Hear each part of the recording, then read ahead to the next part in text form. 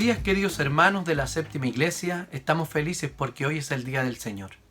Y podemos presentar culto, podemos alegrarnos y podemos descansar este día de reposo en la obra de Cristo que ha hecho por nosotros. Podemos descansar en su redención y también podemos descansar en la creación, aunque hoy podamos disfrutarla menos que antes. Sí podemos disfrutar en las maravillas del Señor. Una tarde con la familia, sirviendo a otros. También es forma de guardar el día del Señor. Descansamos de nuestras obras. Las hacemos en 6 días. En 6 días trabajarás y harás toda tu obra. Pero el séptimo día será para el Señor. Y no es por causa del día, ni por causa del Señor. Es por causa de nosotros mismos. Así que hoy que sea un día de celebración, un día de gozo, un día de alegría en el Espíritu Santo para rendir culto al Señor. Les quiero pedir que desconecten todo lo que les pueda distraer y participen del culto. No sean espectadores. Si quiere tomar tecito, hágalo. Pero no tome desayuno mientras esté en el culto. Esté en el culto. Rinda culto usted delante del Señor. Y a esa misma hora, el mismo día, estaremos también como Séptima Iglesia rindiéndole culto a Dios. Que el Señor les bendiga. Un abrazo y comencemos el culto a Dios. Hola, mis hermanos, buenos días. Los saludo en el amor del Señor y les quiero compartir el Salmo 95 de la Nueva Versión Internacional NBI.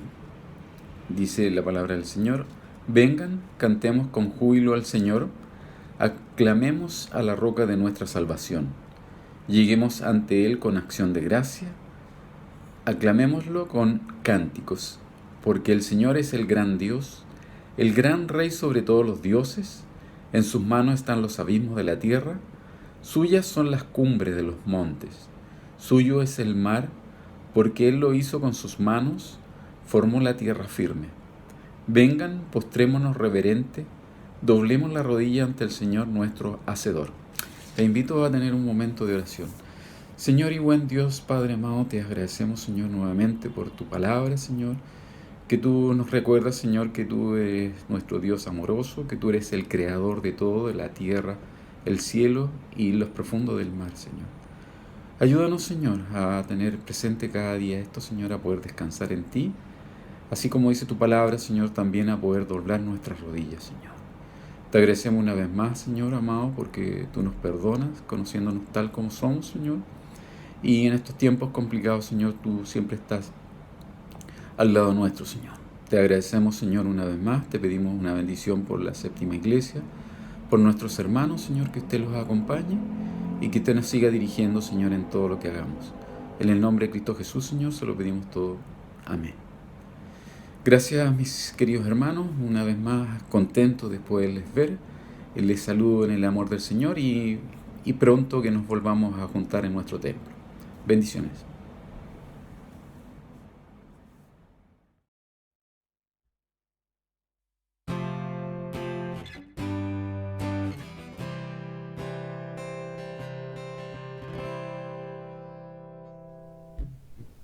Mi esperanza está en Jesús, en su justicia y en la cruz. De nadie más dependeré, solo en su nombre confiaré.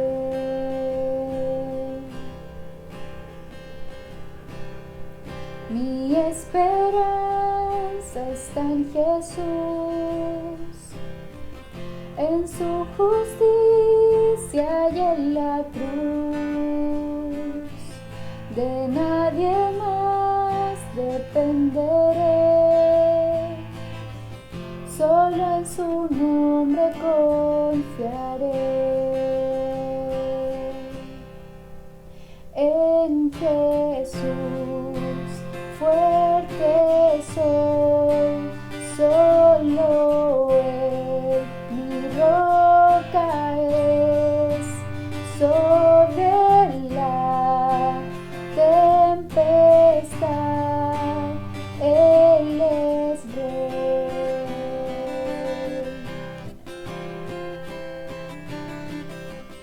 Cuando no puedo ver su faz, sé que su gracia es siempre igual. A la tormenta venceré, mi ancla firme está en él. Mi ancla firme está en él. En Jesús fuerte soy, solo Él mi roca es. Sobre la tempestad Él es rey.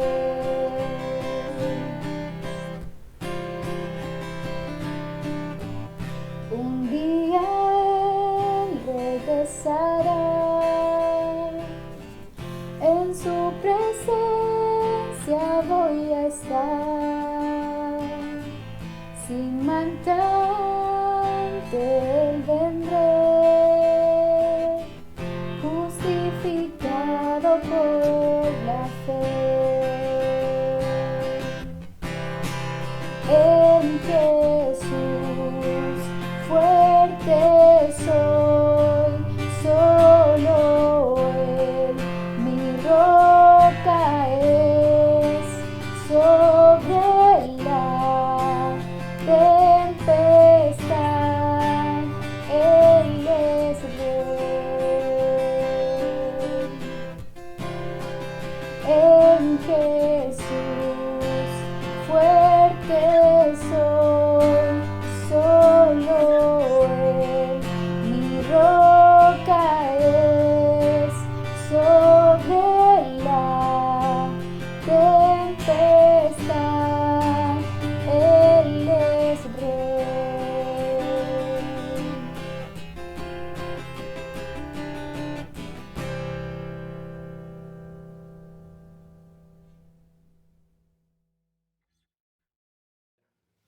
Uno, dos, tres. Hola hermanos, los saludamos acá desde la ciudad de Curicó. Con Yuli estamos muy felices de poder compartir con ustedes en el culto de este día domingo. Los invito entonces a tener un momento de lectura bíblica en el Salmos 95, versículos 7 al 11. Dice así: Porque Él es nuestro Dios y nosotros somos el pueblo de su prado. Somos un rebaño bajo su cuidado. Si ustedes oyen hoy su voz, no endurezcan el corazón como en Meribá, como aquel día en Masá, en el desierto, cuando sus antepasados me tentaron, cuando me pusieron a prueba, a pesar de haber visto mis obras. 40 años estuve enojado con aquella generación y dije: son un pueblo mal encaminado que no reconoce mis senderos. Así que, en mi enojo, hice este juramento: jamás entrarán en mi reposo. Amén. Amén. Los invito a tener un momento de oración, de confesión de pecados. Dios, gracias por este momento, porque podemos reunirnos en tu presencia, aprender más de tu palabra y aprender más de ti. En este momento en especial quiero hacer una oración de confesión, Señor. Tú conoces nuestros corazones, conoces nuestras fallas y te pedimos perdón porque hemos pecado contra ti, porque nos hemos alejado de ti, Señor. Y en esta mañana queremos restaurar nuestra relación contigo y te pedimos que tú nos puedas perdonar. Ayúdanos a acercarnos más a ti, renueva nuestras fuerzas, Señor, renueva nuestro espíritu para que este día podamos glorificarte, podamos alabarte y podamos exaltarte. En el nombre de Cristo Jesús, amén. Amén. Hermanos, espero que estén muy bien en sus casas, que se cuiden mucho y bueno, los echamos de menos. Sí, pronto nos volveremos a ver. Esperamos verlo más pronto que tarde. Que Chao. estén bien, chao.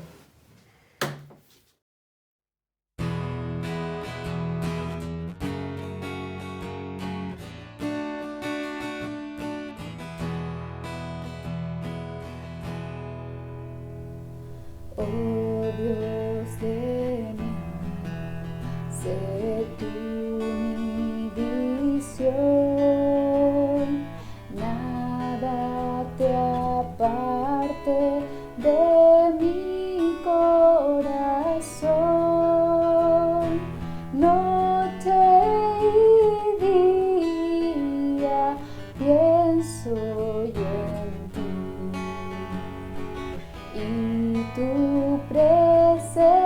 gracia es luz para mí. Sabiduría, sé tú de mi ser. Quiero a tu lado mi senda correr, como tu Hijo tenme, Señor, siempre morando en un mismo amor.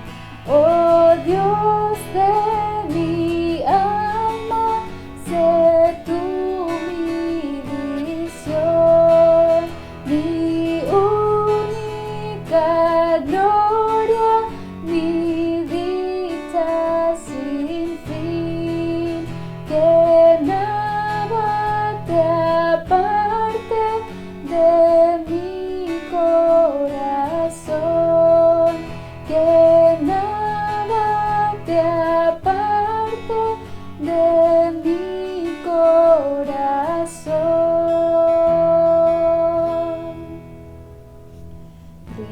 Riquezas vanas no anhelo, Señor, ni el hueco halago de la adulación. Tú eres mi herencia y tú mi porción, Rey de los cielos, tesoro mejor. Oh Dios de mi alma, sé tú mi visión, mi única gloria, mi dicha sin fin, que nada te aparte de mi corazón, que nada te aparte de mi corazón.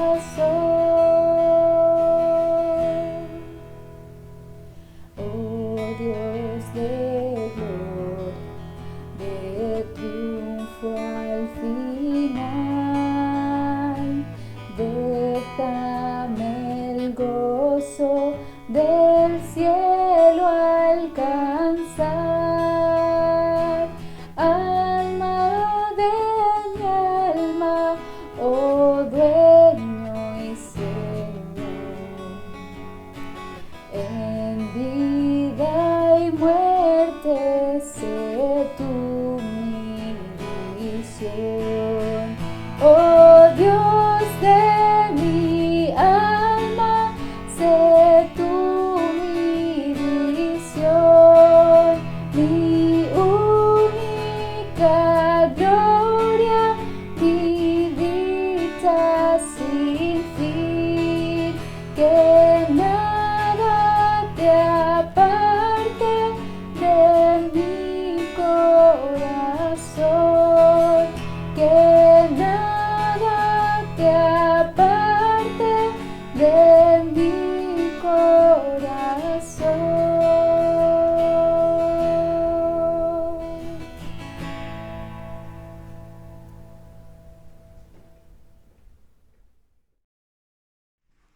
Hola hermanos, estamos alegres de poder verlos nuevamente, comunicarnos de esta plataforma virtual. Y ahora doy el pase a Josué, que va a leer Santiago 1, de 2 al 4. Hermanos míos, considérense muy dichosos cuando tengan que enfrentarse con diversas pruebas, pues ya saben que la prueba de su fe produce constancia, y la constancia debe llevar a feliz término la obra, para que sean perfectos e íntegros sin que les falte nada. Amén. Los invitamos a orar. Señor y Padre nuestro que estás en el cielo, agradecido de ti estamos, Señor amado, porque tú nos das la posibilidad, Señor, de domingo tras domingo poder tener un momento de comunión, Señor, con los hermanos por esta plataforma virtual, Señor, como decía Valeria. Y te pedimos, Señor amado, que tú estés intercediendo, Señor, principalmente por Chile, para que tú estés actuando, Señor amado, en las autoridades, para que permita, Señor amado, que las decisiones, Señor, sean guiadas por ti, que ellos abran su mente y su corazón, Señor amado, a aquello que tú quieres, Señor, para Chile. Señor amado, también a nosotros haznos constantes, Señor, en la oración, Señor, para que tú escuches nuestro clamor, Señor, y tengas misericordia, Señor, de cada uno, Señor, de nosotros y de nuestro pueblo, Señor amado. Quédate, Señor, en cada hogar, quédate, Señor, con cada hijo tuyo, Señor amado, y por sobre todo, Señor, sigue aumentando nuestra fe, sabiendo, Señor amado, como decía el versículo, que la fe produce paciencia, Señor amado, y podemos, Señor, esperar confiados en ti, Señor, y esperanzados, porque tú eres el que hace todo, Señor, según tu voluntad. Sabemos que todo está en tus planes perfectos, Señor amado, y que nada escapa a ellos, Señor. Te pedimos que te quedes, Señor, en este culto, Señor, con nosotros, Señor amado, y que abras nuestra mente también y nuestro corazón para poder escuchar tu palabra y para que podamos atesorarla, Señor, en nuestras vidas y ponerlas en práctica día a día. Todo esto en el dulce nombre de tu Hijo amado Jesús. Amén. Amén. Chao, hermanos. Chao. Nos vemos. Bien. Bendiciones.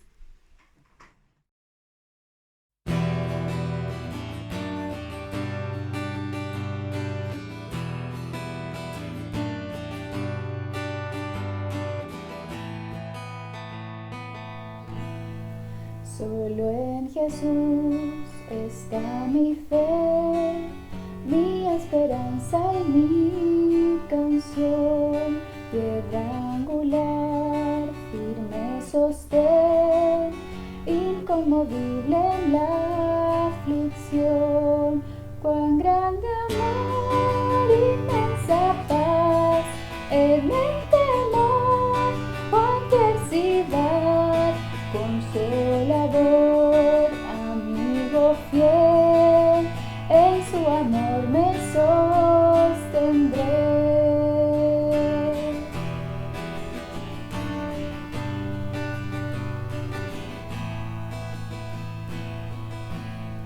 Solo en Jesús, Hijo de Dios, que se humilló por nuestro bien, Cordero de mi salvación, por este mundo herido fue, en una cruz fue a morir, y Dios mostró su gracia allí, pues mi pecado Él llevó, en su aflicción vida me dio.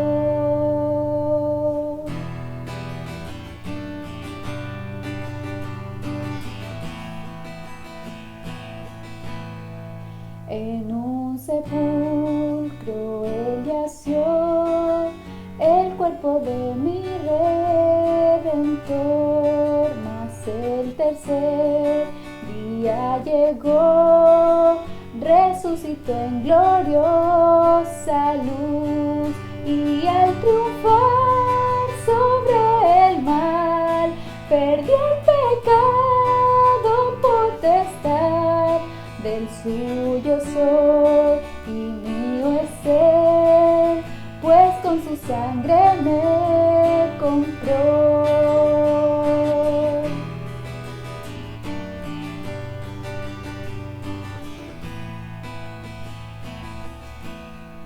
No existe culpa ni temor, es el poder de Cristo en mí, desde el nacer hasta el morir. Cristo dirige mi existir, ningún poder, ningún afán de Él me arrebatará, hasta que Él vuelva o muera yo, en su poder me sostendré.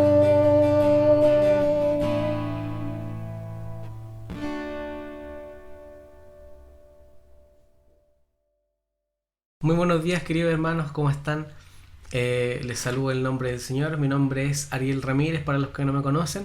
Soy presbítero de la iglesia Mar de Gracia, del presbiterio Quinta Región, ex presbiterio Centro. Y esta mañana el consistorio de la séptima ha invitado a poder llevarles el mensaje de la palabra. Así que los invito a que puedan dar lectura bíblica conmigo al libro de Deuteronomio, capítulo 8. Vamos a leer desde el versículo 1 al versículo 6. Deuteronomio 8, del 1 al 6, dice así: Cuidaréis de poner por obra todo mandamiento que yo os ordeno hoy, para que viváis y seáis multiplicados, y entréis y poseáis la tierra que Jehová prometió con juramento a vuestros padres. Y te acordarás de todo el camino por donde te ha traído Jehová tu Dios estos 40 años en el desierto, para afligirte, para probarte, para saber lo que había en tu corazón, si habías de guardar o no sus mandamientos. Y te afligió, y te hizo tener hambre, y te sustentó con maná, comida que no conocías tú ni tus padres la habían conocido, para hacerte saber que no solo de pan vivirá el hombre, mas de todo lo que sale de la boca de Jehová vivirá el hombre. Tu vestido nunca se envejeció sobre ti, ni el pie se te ha hinchado en estos 40 años. Reconoce a sí mismo en tu corazón que como castiga el hombre a su hijo, así Jehová tu Dios te castiga. Guardarás, pues, los mandamientos de Jehová tu Dios, andando en sus caminos y temiéndole. Oremos al Señor. Amado Padre, te agradecemos por tu palabra y te rogamos que esta mañana tu Espíritu Santo pueda abrir nuestros ojos y nuestros oídos y nuestro corazón para que podamos ser receptivos de lo que tú tienes que decirnos esta mañana. Te rogamos, Señor, y te ruego que hables a través de mí, en el nombre de Jesús. Amén. Muy bien, hermanos, aquí nos encontramos en el libro de Deuteronomio, que a su vez es una serie de mensajes de Moisés al pueblo de Israel antes de entrar en la tierra prometida. Ya habían salido de Egipto, habían merodeado 40 años por el desierto, de aquí para allá, y están acá en el momento cúlmine, a punto de entrar a conquistar la tierra de Canaán, ¿no? Y el tema de toda la serie de sermones de Moisés acá en el libro de Deuteronomio es que una vez que hemos experimentado ya la gracia de Dios, ¿cómo hemos de vivir? Cómo el haber experimentado la gracia de Dios afecta concretamente y moldea la forma en que vivimos. Así que es un libro muy práctico, y sigue siendo práctico en nuestros días, porque aquí tenemos algunas perspectivas de cómo lidiar con el sufrimiento, cómo lidiar con el dolor, con el luto, con las dificultades.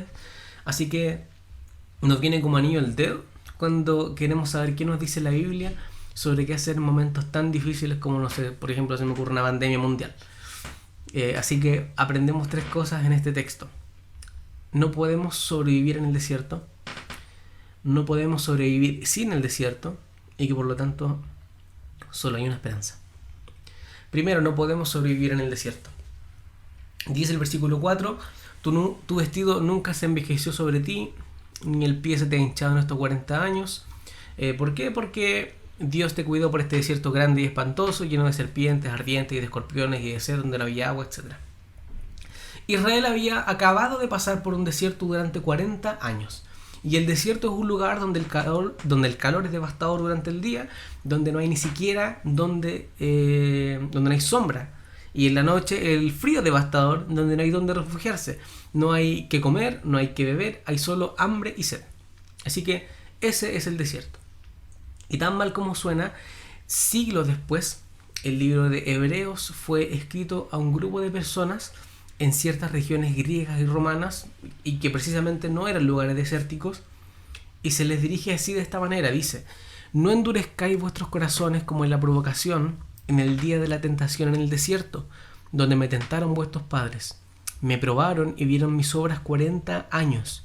Mirad, hermanos, que no haya en ninguno de vosotros corazón malo de incredulidad para apartarse del Dios vivo.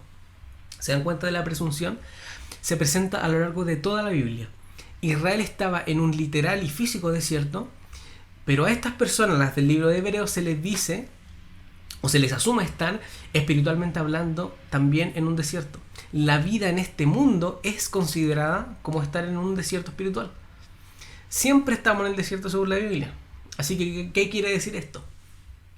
La palabra desierto apunta a un lugar inhabitable, inhóspito. Eso es lo que está detrás del verso del versículo 4 y de todo el pasaje. Un desierto es un lugar donde no puedes sobrevivir. Te mataría, a menos que haya una intervención milagrosa externa, no es posible que sobrevivas en el desierto. Y no es que no haya agua en el desierto, pero el agua que hay es insuficiente. Por ejemplo, los pozos subterráneos no son lo suficientemente profundos y la calidad del agua no es buena. Los arroyos, por ejemplo, que a veces en el desierto se llueve muy fuerte y se forman unos arroyos que tienen muy buen caudal y a veces de un momento para otro se secan instantáneamente. Así que como el agua no es suficiente, como resultado morirías en el desierto. Entonces cuando la Biblia habla sobre que la vida es un desierto, significa lo siguiente: si algo externo no obra en tu vida, tal como es este mundo, nunca podrá satisfacer las necesidades más profundas de tu vida. Y más que eso, porque debido al sufrimiento y las dificultades de la vida, acá la Biblia dice que te vas a morir espiritualmente, incluso antes que físicamente. Eso es lo que está intentando decir. Así que, ¿cuál es nuestro caso? Primero, por ejemplo, los pozos, como las cosas que posees, tu trabajo, tu familia, las expectativas de logro o de éxito profesional, todas esas cosas parecen ser buenas, pero no son lo suficientemente profundas como para llenar las necesidades más profundas de tu vida y de tu alma. Así que están también los arroyos, como estas cosas que muchas veces son constantes en tu vida, pero que tú descansas en ellas y de repente de un momento a otro desaparecen. O te son quitadas, pueden ser heridas, conflictos, quiebra, muerte repentina, enfermedad inesperada, todo eso. Por eso tiene tanto sentido esa famosa cita del libro en Macbeth, que dice: cada nueva mañana nuevas viudas gritan, nuevos huérfanos gimen, nuevos lamentos golpean de cara al cielo. Así que decir que la vida es un desierto es decir que la vida es un lugar de no solo sufrimiento inevitable, sino de inevitable insatisfacción y de falta de llenura de nuestros deseos y anhelos más profundos.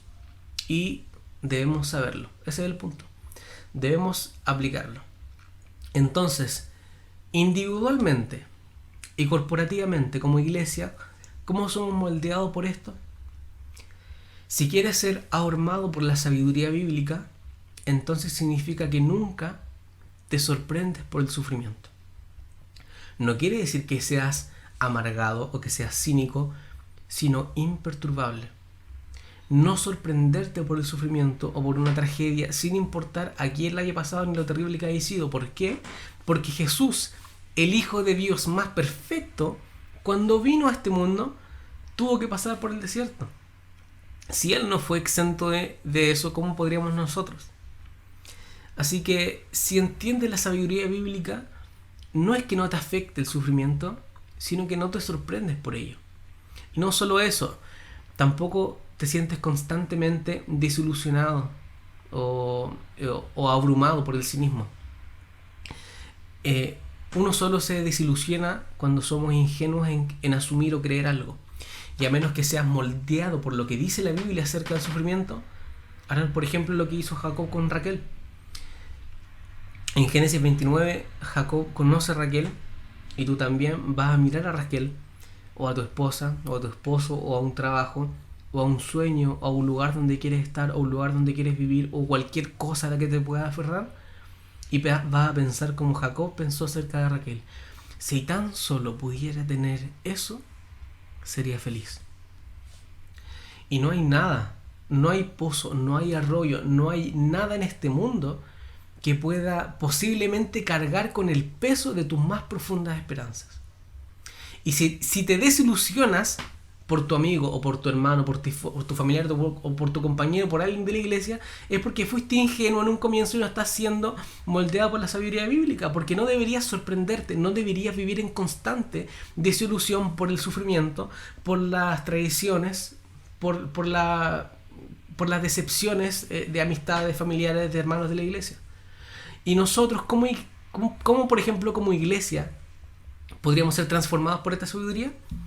Hay un pasaje en 2 Corintios 6:10 donde Pablo habla acerca de los siervos de Dios, o sea, nosotros, que debemos ser como entristecidos, mas siempre gozosos.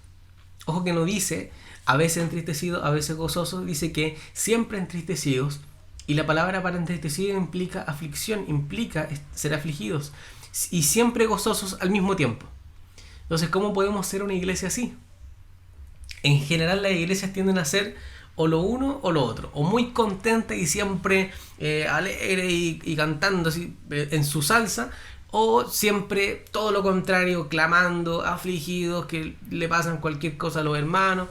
Entonces lo que necesitamos ser como iglesia es, en cualquier reunión, en cualquier grupo de vida, en cualquier culto, en cualquier reunión de alabanza, de adoración, si alguien llega atribulado, triste, pueda pensar, chuta, esta gente entiende. Y por el contrario, si llega una persona totalmente feliz, contenta porque algo muy bacán le pasó, que tampoco se sienta aplastado o abrumado por las constantes aflicciones de los hermanos. Entonces, ¿cómo lo hacemos? En una iglesia siempre hay alguien triste. Siempre hay una relación quebrándose, una situación financiera yéndose a quiebra, alguien pasando por deterioro de salud, o por muerte, o por luto. Y también en la misma iglesia hay personas enamorándose.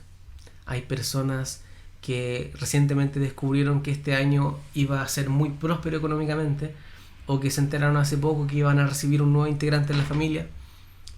Entonces, ¿cómo podemos ser entristecidos pero siempre gozosos? Ese es el desafío. Primero, no podemos sobrevivir en el desierto. Segundo, no podemos sobrevivir sin el desierto. La Biblia nos enseña que sin Dios no podemos sobrevivir en el desierto, pero también nos enseña que no podemos sobrevivir sin el desierto. El versículo 2 dice: y te acordarás de todo el camino por donde te ha traído Jehová tu Dios. El Señor fue el que te trajo directamente al desierto para humillarte, para probarte, en orden de saber lo que había en tu corazón, con toda esta sequía, con todo el hambre, todo lo terrible que puede ser el desierto. Y a pesar de lo espantoso y mortal que es el desierto, en la Biblia, allí es donde todos conocen a Dios. Jacob tiene su primer encuentro con Dios cuando lucha con él en el desierto. Moisés tiene sus dos encuentros con Dios, la zarza ardiente y en el monte Sinaí, en el desierto. Agar conoce a Dios en el desierto. Elías, Israel mismo fue llevado al desierto en el monte Sinaí.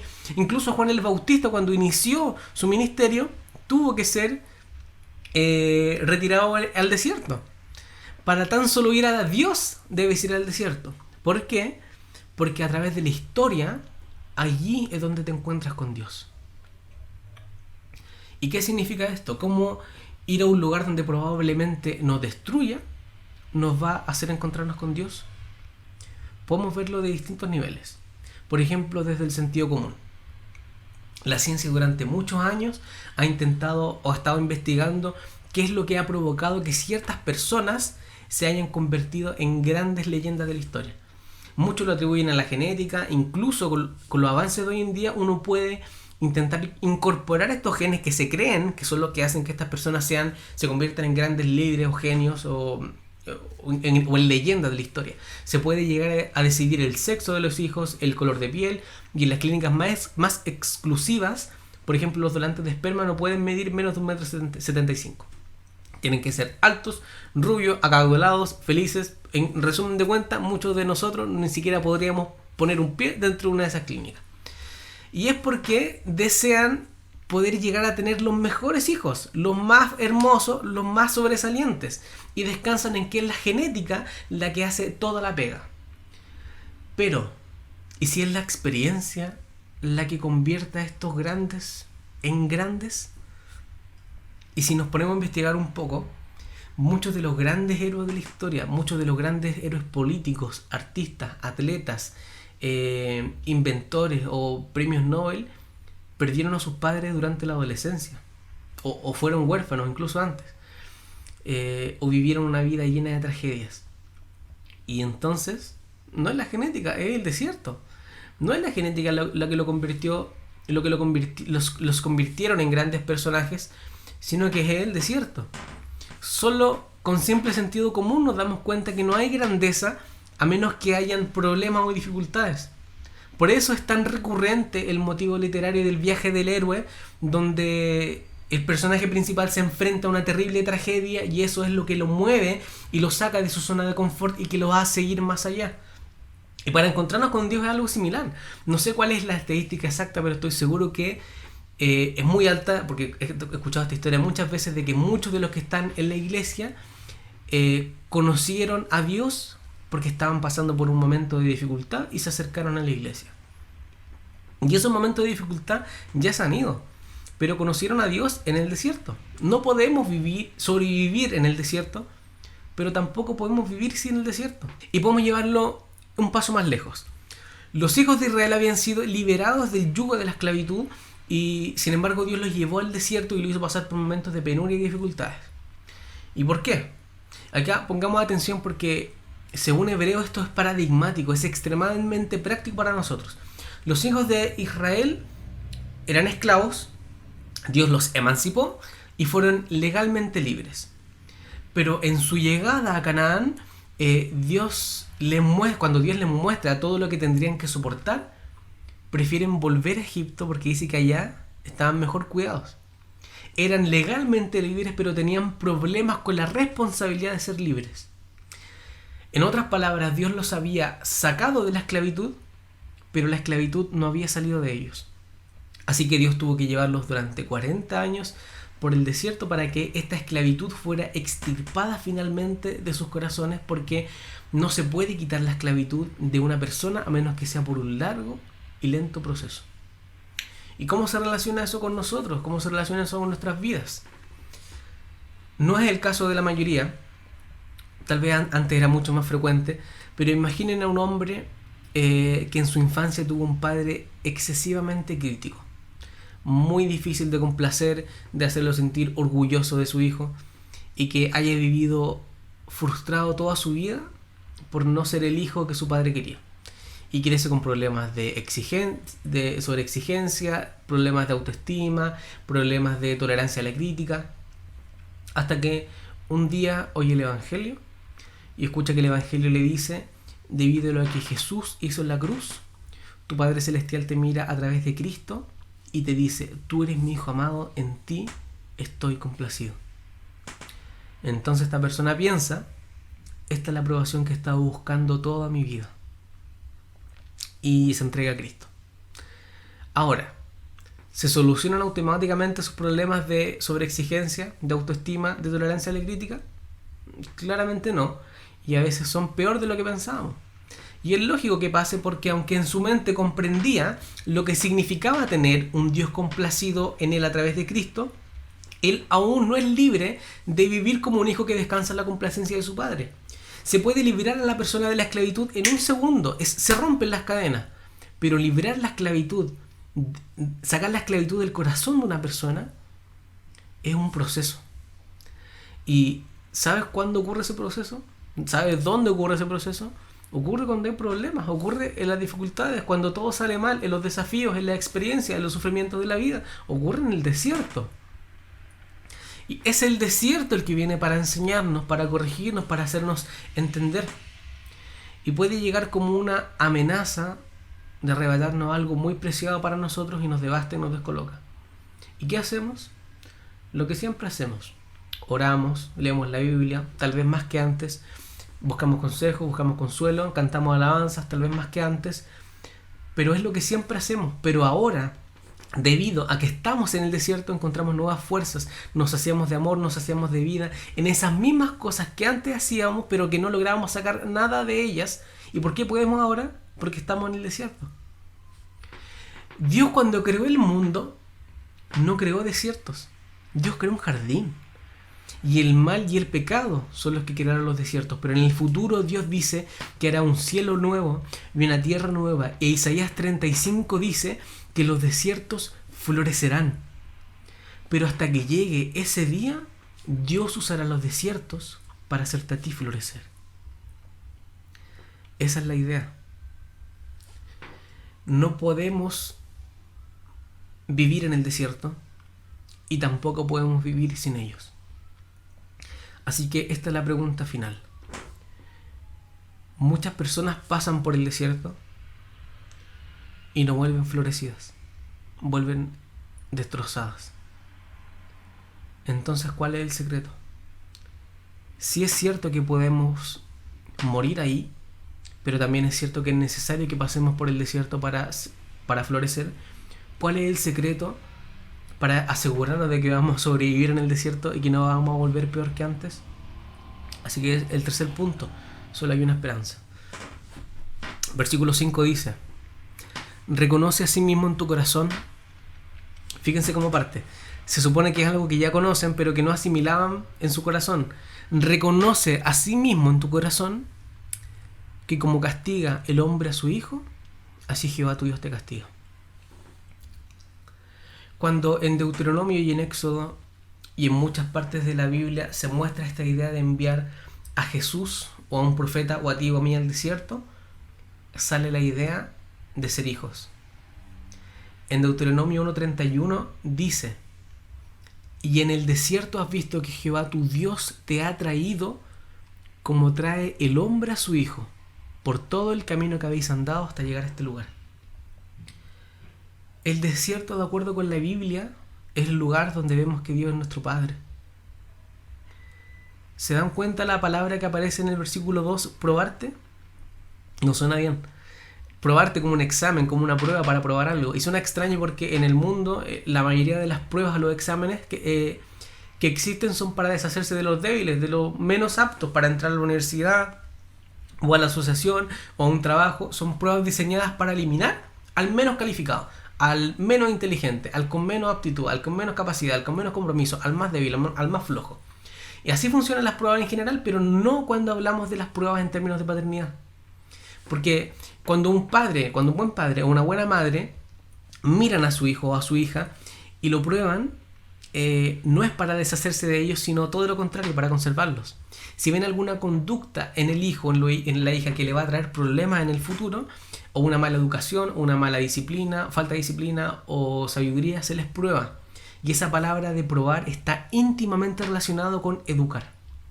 Implica, por ejemplo, poner cierta dificultad en su camino, ciertas trabas para que las solucionen, o en algunos casos castigarlos, pero nunca son retributivos. No nos estamos vengando por algo que nos hicieron, sino que se les trae suficiente dolor diseñado para evitarles un dolor muchísimo mayor en el futuro.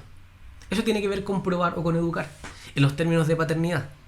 Así que están estas dos formas de prueba, en el mundo y la forma de la paternidad.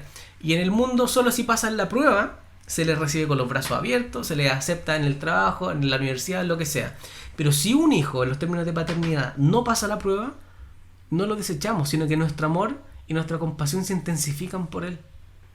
Y eso es lo que dice el Señor, que debemos reconocer, saber en nuestro corazón, cuando estamos pasando por pruebas o angustias o sufrimiento. Y es necesario que nos lo recuerde, porque cuando pasamos por problemas es difícil darnos cuenta que Dios es amoroso y cuidadoso con nosotros. Debemos conocer que Él es nuestro Padre en medio de todo eso, y si reconocemos que Él es nuestro Padre en medio de todo eso, vamos a poder florecer. Pero ¿cómo sabemos que es cierto? Ese es el problema. Porque cuando estamos en el desierto, cuando pasamos por tragedias, por dificultades, Él no se siente como un padre. No se siente amoroso, no se siente bueno, no se siente cuidador.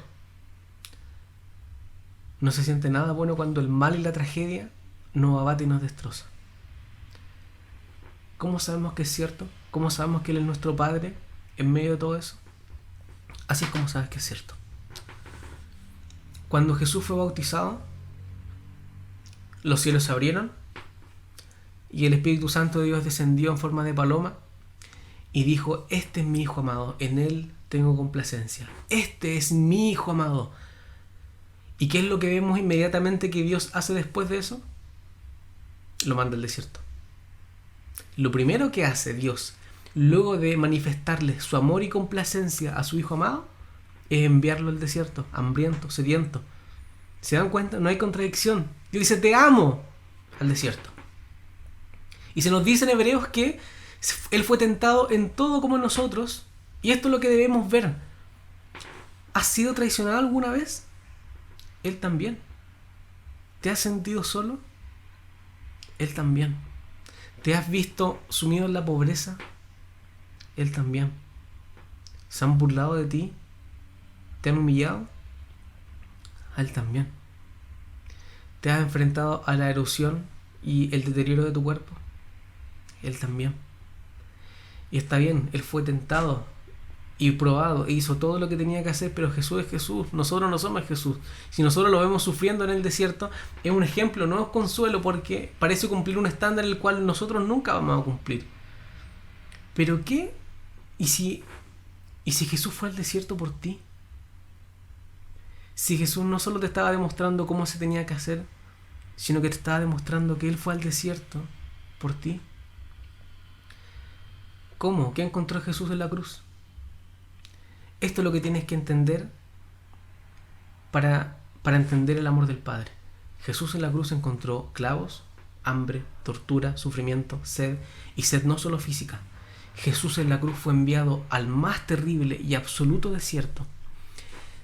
Pero la cruz dice que cuando Él estuvo en el desierto, Él clamó: Dios, ¿por qué me has abandonado? No me estás cuidando, no me estás cargando. ¿Dónde estaba el Padre amoroso que Dios nos dice que es?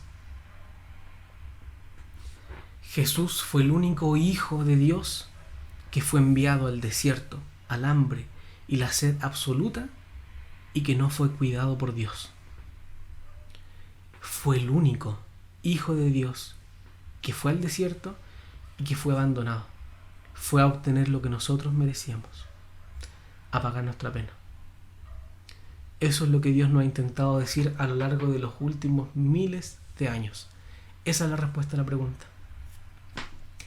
Así sabes que puedes confiar en Él y que Él no te va a abandonar cuando estés en el desierto, cuando seas traicionado, cuando pierdas tu salud, tu seguridad financiera.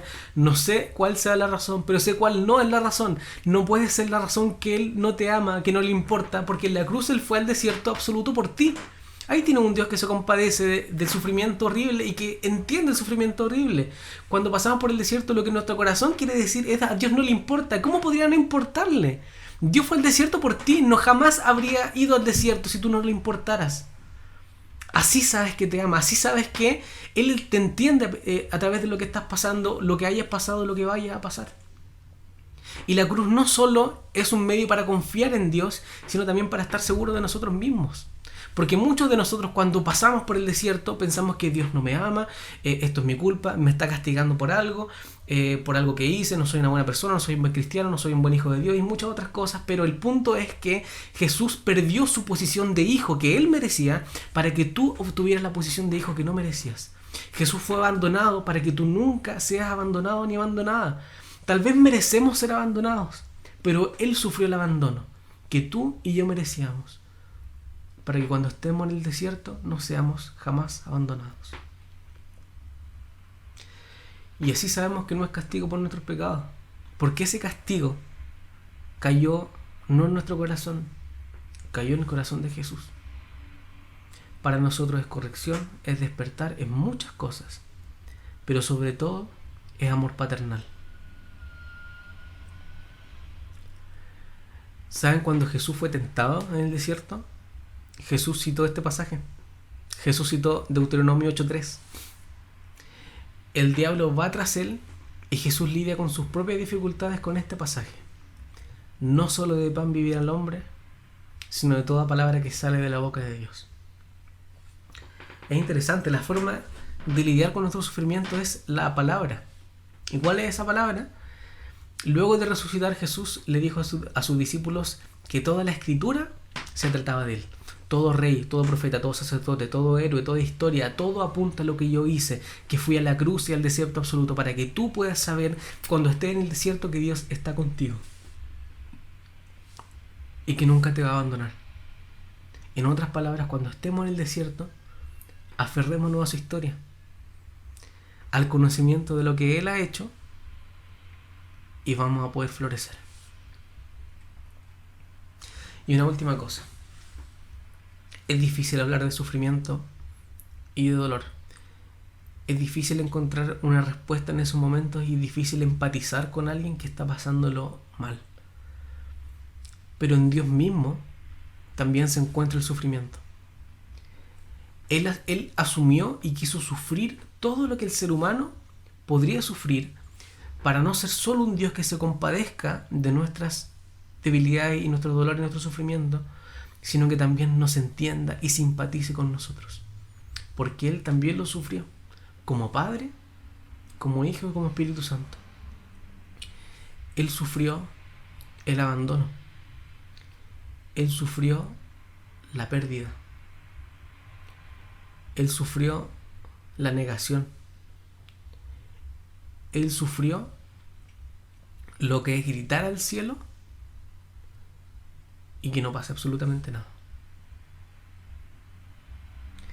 Jesús, el Hijo de Dios, que creó los cielos y la tierra, que con su voz, con su orden, con su palabra, dijo, hágase la luz, y la luz fue hecha. Jesús, que calmaba los mares y los vientos solo con su palabra, en la cruz, cuando gritó al cielo y oró y dijo, Padre, ¿por qué me has abandonado? Fue el único momento en la historia de la eternidad en que Jesús dijo algo y no pasó absolutamente nada. Jesús sabe lo que es orar con el más terrible y la más terrible de las pasiones y sentir que nadie te está escuchando. Él entiende. Él sabe lo que significa.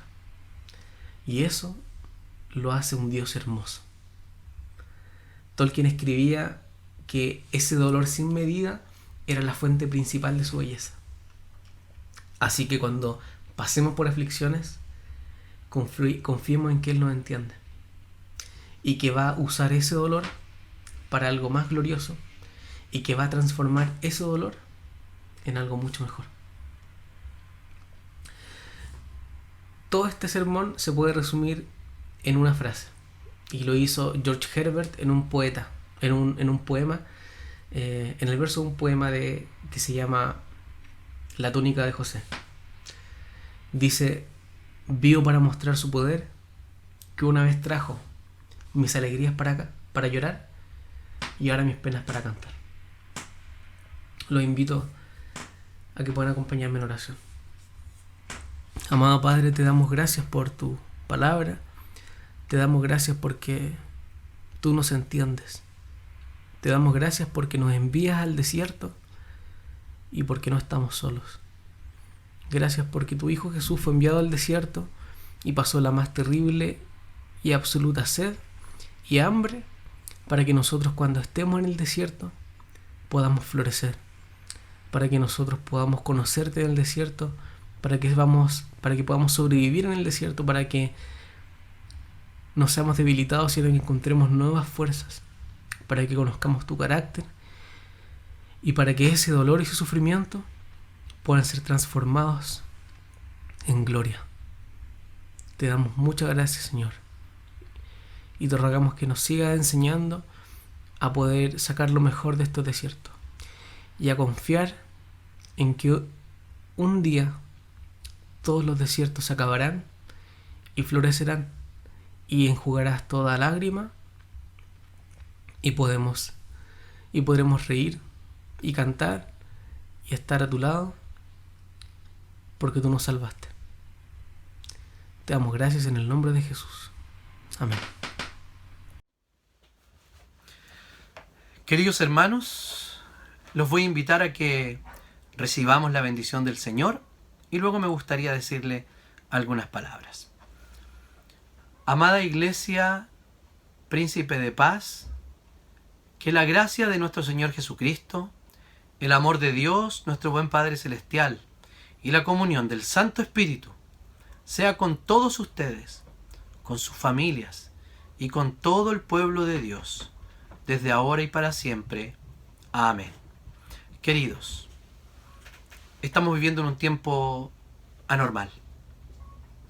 Sea cuidadoso con su espiritualidad y también con su emocionalidad. Cuidémonos también unos a otros. Hoy día es el segundo domingo del mes y estamos invitados a depositar dinero para aquellos que hoy están en necesidad en nuestra comunidad, en nuestra iglesia. Han sido dadivosos. La Junta de Diáconos ha quedado sorprendida, por falta de fe también. Así que, hermanos, sigamos fieles en nuestras contribuciones, en el diezmo, en la ofrenda de alimentos. Sigamos cuidándonos unos a otros también. Piensen en los demás. Piensen en los que puedan estar más solos. Reúnanse. Sean amigos. El Señor nos ha regalado esta maravillosa comunidad de pecadores, pero de pecadores transformados. Y que nos vamos a decepcionar unos de otros todo el rato. Pero de eso se trata. De perdonar a otro, de ser comprendido. Esa es la comunidad. Esa es la comunidad real. De pecadores transformados y también en transformación por el Espíritu Santo. Que Dios les bendiga. Les mando un fuerte abrazo. Que tengan una linda tarde y una linda semana.